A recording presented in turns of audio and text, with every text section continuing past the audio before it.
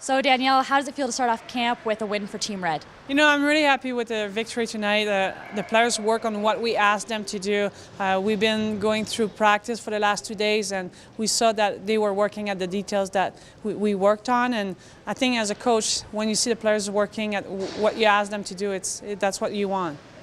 What sort of details did you ask them to focus on? You know what, we had a new attack to the net, and you know, on the forecheck and on the D zone, and we saw just the details that the players focus on. And you know, as a coach, the effort was there tonight. You know, was it the best game? No, but at least we're going in the right direction. We know we can be better for the next game. And how nice was it to see Hayley Irwin out there and getting the first goal of the camp as well? You know, it's fun. Like every time when you come to a camp like that and you play red versus white, the competition is there. Everybody's trying to make this team, you know, to go to the Four Nations Cup and to the World Championship. And you know what? Every time they're gonna tease each other, for sure, after the game tonight. But at the end of the day, when you put the first goal, it takes a lot of pressure off your players. So less than 24 hours until the next game at this camp against midget AAA boys. How do you prepare in such a short time period?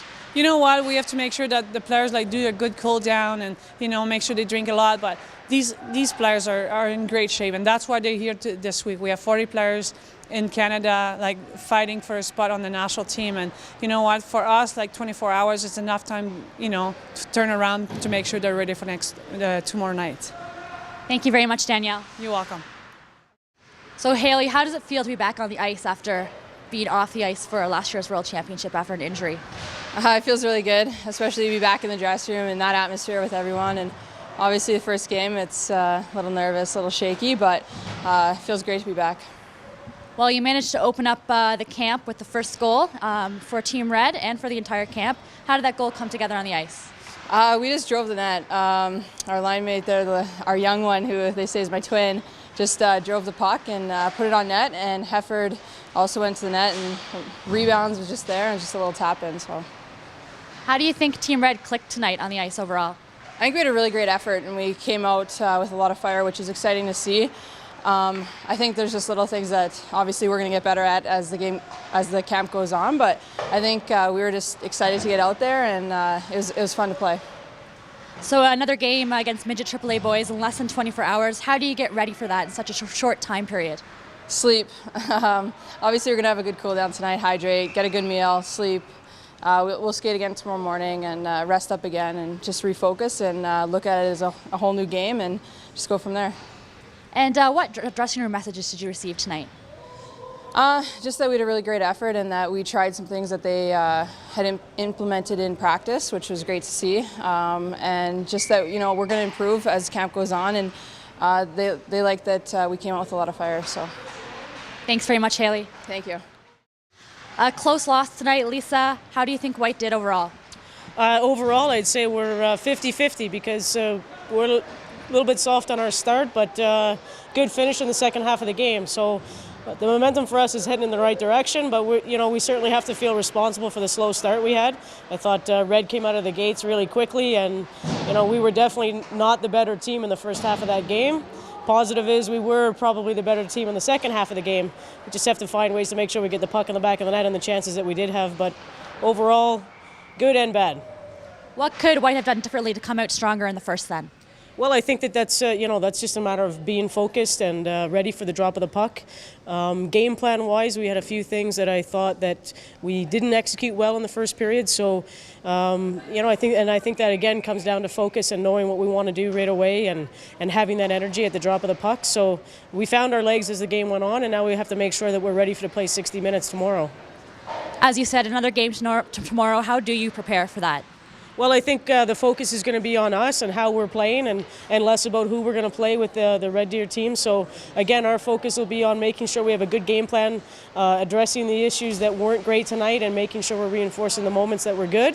And, it just has to be about us tomorrow, make sure that we've done the things necessary to clean up the areas that need to be cleaned up and nailing down those opportunities that we created in the third period. What messages did you leave the players with in the dressing room tonight?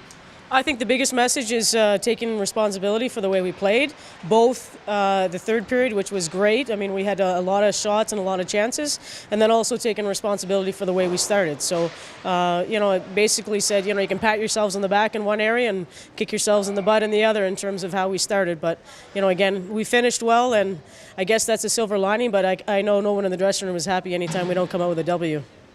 Thanks very much, Lisa. So Tessa, you scored the power play goal in the second to give Goyette its first goal at this camp. How did that goal come together on the ice?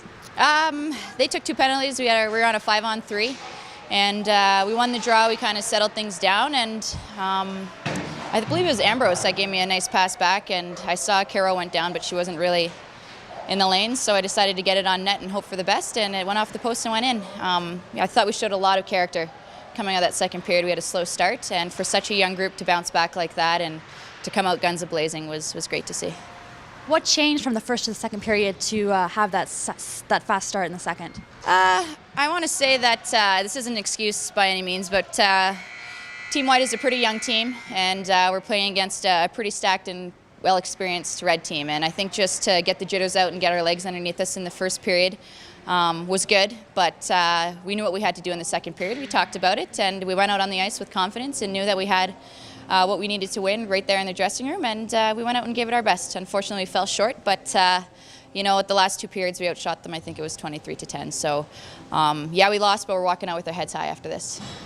So what do you have to do in the next day to prepare for tomorrow's game? Well, Coach Dan always says that tomorrow's preparation begins today.